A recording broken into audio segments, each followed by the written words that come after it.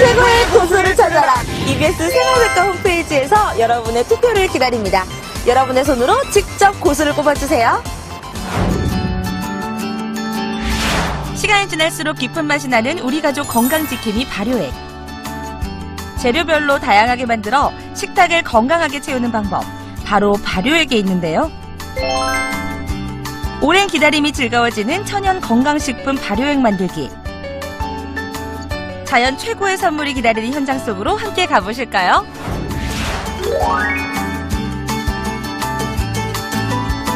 안녕하세요.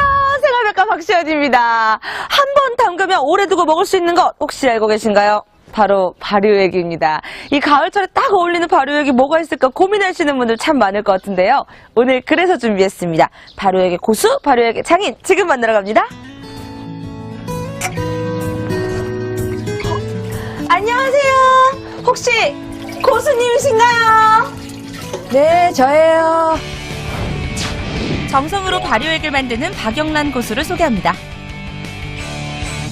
우와, 지금 뭐 하시는 거예요? 예, 지금 이거 감식초 보는 거예요. 감식초요? 네. 와, 여기 근데 항아리가 진짜 어마어마해요. 예, 제 보물들입니다. 와, 그렇구나. 그럼 얘는 지금 크기가 꽤 돼 보이는데 예. 얼마 정도 된 거예요? 이건 지금 5년 된 감식초예요. 5년이요? 네, 예. 5년 동안 됐습니다. 우와, 그럼 여기 있는 것도 다 그렇게 오래된 거예요? 10년 된 것도 있고요. 네, 그동안 제가 이제 열심히 준비해 놓은 거예요. 하나씩 보여드릴까요? 진짜요? 이거는 산야초 발효액이에요. 지금 여기는 한 70가지 정도 들어간 거고요. 얼마나 숙성을 시키신 거예요? 요거는 지금 한 5년 정도 됐어요. 5년 동안 단 한 번도 안 열어보신 예, 거예요? 예, 예.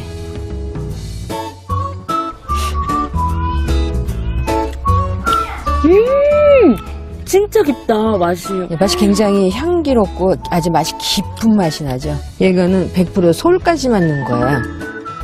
얼마나 들어간 거예요? 키로수로 하면? 이건 한 키로수로 하면 한 50kg 정도 들어갔을 거고요. 이야, 그럼 네. 구루로 따지면은? 한 큰 나무 한 그루? 한 그루요? 예. 예. 이게 한 항아리를 담궜지만 실제로 액체는 한 요 정도뿐이 안 나, 아주 조금뿐이 안 나오고요. 굉장히 귀하고 향이 대단해요. 얘는 얼마나 된 거예요, 그러면? 얘도 5년 된 거예요.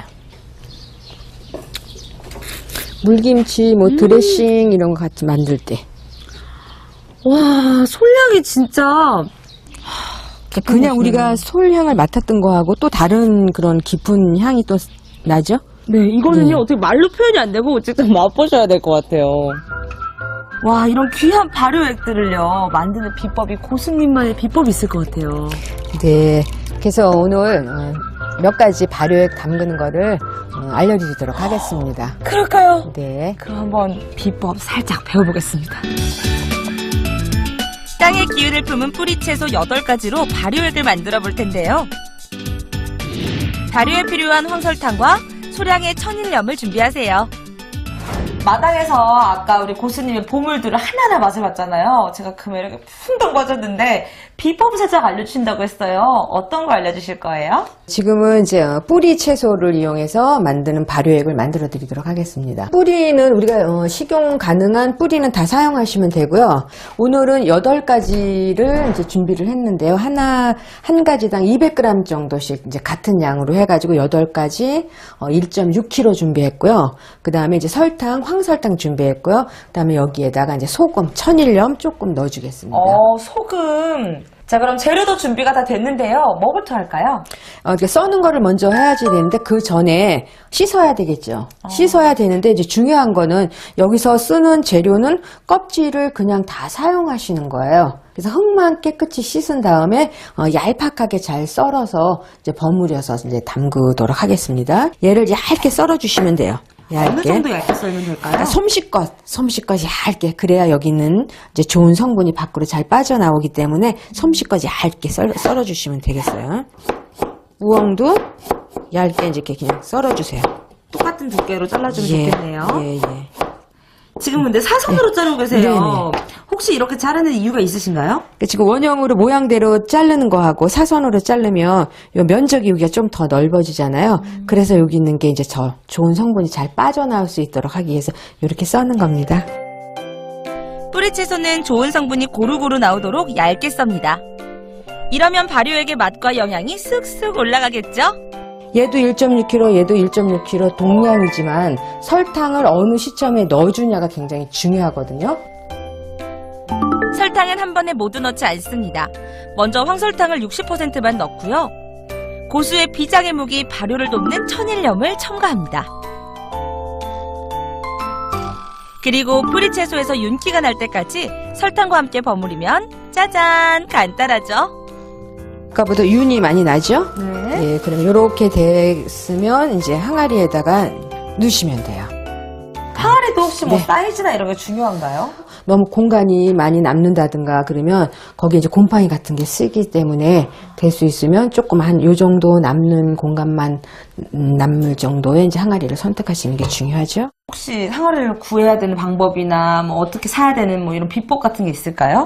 그러니까 항아리는 이제 유기 처리가 너무 되어지지 않는 그냥 숨 쉬는 그런 항아리 그냥 준비하시면 되고, 만약에 부득이하게 항아리에다가 담지 않고 플라스틱이라든가 또 경우에 따라서는 유리에다도 담그시잖아요. 그렇게 담그실 때는 뚜껑을 약간 이렇게 비껴 놓는다든가 그렇게 살짝? 예, 그냥 놔두면 유리 같은 경우는 폭파할 수도 있어요. 발효가 될 때는 가스가 굉장히 많이 생기거든요. 근데 항아리 같은 경우는 여기서 숨을 쉬기 때문에 우회를 봉해줘도 괜찮은데, 유리라든가 플라스틱 같은 거는 플라스틱이 마치 팡팡해지죠. 공기가 통하지가 않으니까. 그래서 조금씩 열어 놓으셔야지 돼. 항아리 바닥에 황설탕을 2cm가량 깔면 발효액이 외부 온도의 영향을 받지 않아서 좋다고 합니다. 황설탕에 버무린 뿌리 채소는 발효 시에 내용물이 넘치지 않도록 70%만 채우고요. 발효액의 윗면은 남은 설탕 40%의 일부를 넣어서 덮습니다. 그런데 아직 설탕이 남았어요, 고수님.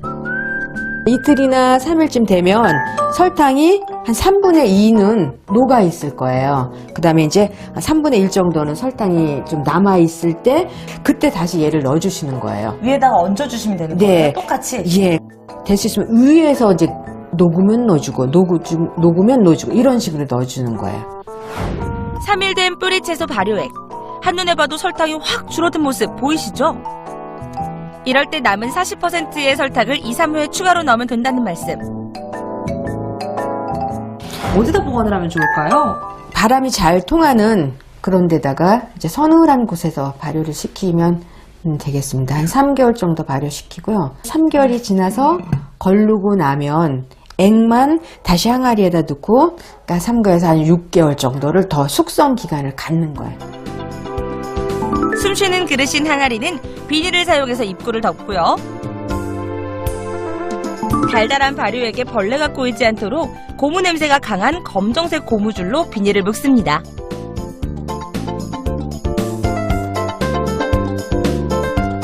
고무줄로 묶고 남은 비닐 위에 벌레가 알을 깔 수 있으니까요. 가위로 짧게 잘라서 후처리하는 것 꼭 기억하세요. 그리고 하나 더! 덮개 비닐을 두세 겹 겹치면 벌레가 생겨도 비닐을 바로 걷어낼 수 있으니까요. 참 편리하겠죠? 이제 발효와 숙성 기간을 거치면 모든 뿌리 채소 발효액이 완성됩니다. 설탕 대신 조미료로 다 사용하실 수도 있고, 뭐 드레싱 하실 때도, 그 다음에 이런 발효액을 만들어가지고 장 담그실 때 응용하셔도 좋아요. 장이요? 예, 고추장 같은 거 담그고 그러실 때도 이거 응용하시면 좋아요. 뿌리 채소로 한 거는 건지면 채소 그 상태가 그대로 있어요. 그러니까 아삭아삭하고, 어떤 거는 경우에 따라서는 쫀득쫀득한 상태로 그냥 있기 때문에 얘는 건져서 장아찌를 담그셔도 좋아요.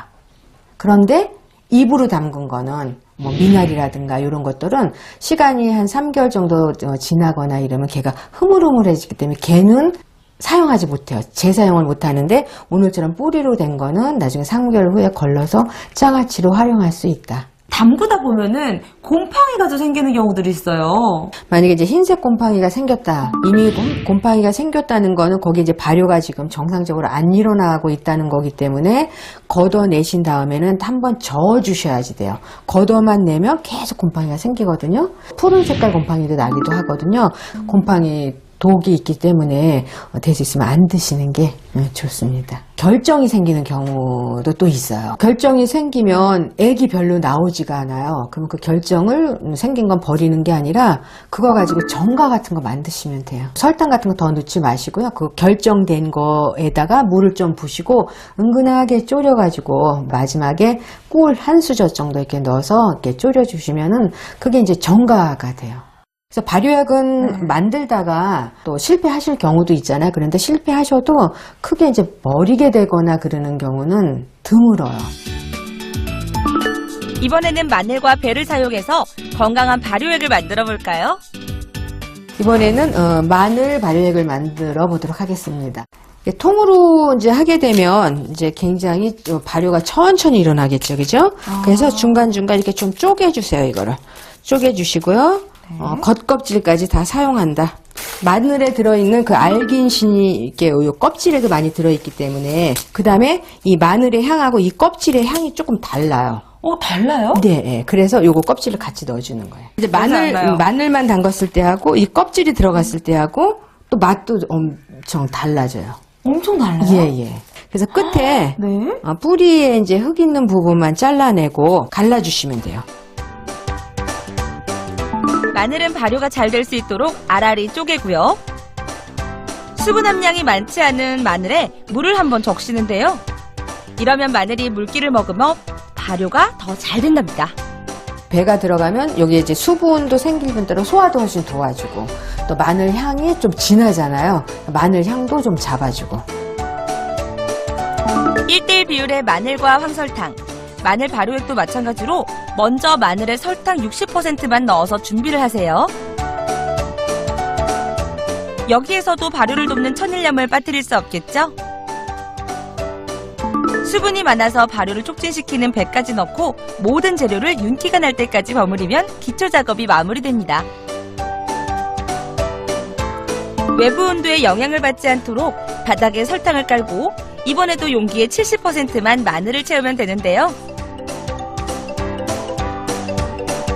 윗부분을 설탕으로 덮고 7개월 발효 뒤 마늘을 건져내고 1년 더 숙성을 하면 향기로운 마늘 발효액을 맛볼 수 있답니다. 이런 주변에 이제 설탕이라든가 액이 이렇게 묻어 있잖아요. 그럼 그런 데도 또 곰팡이가 또 생겨요. 30도, 35도 넘는 알코올 도수가 높은 거 그런 걸로 옆에를 깨끗이 닦아주시면 제일 좋아요. 창호지 같은 거 그냥 쓰셔도 되고요. 일반 그냥 한지 쓰시면 돼요. 통풍도 잘 되기 때문에 그 다음에 이제 수분을 흡수하게 혹시 되면 또 금방 또 수분이 마르기 때문에 한지나 창호지를 사용하시는 게 좋다. 그렇게 어렵지 않기 때문에 몇 가지만 이제 뭐 설탕으로 하는 거, 수분이 적어서 배에 넣어서 하는 거 몇 가지만 이렇게 구분해 놓으시면 고기의 재료 이렇게 선택해서 하시면 커다랗게 뭐 실패할 일도 또 많지 않고 또 너무 많이 담가서 실패하거나 이러시는 경우 많으니까 조금씩 담가서 또 먹어보고 식구들은 뭐 좋아하는 게 또 따로 있을 거잖아요. 그럼 그런 거 선택해서 담그시면 좋을 것 같아요.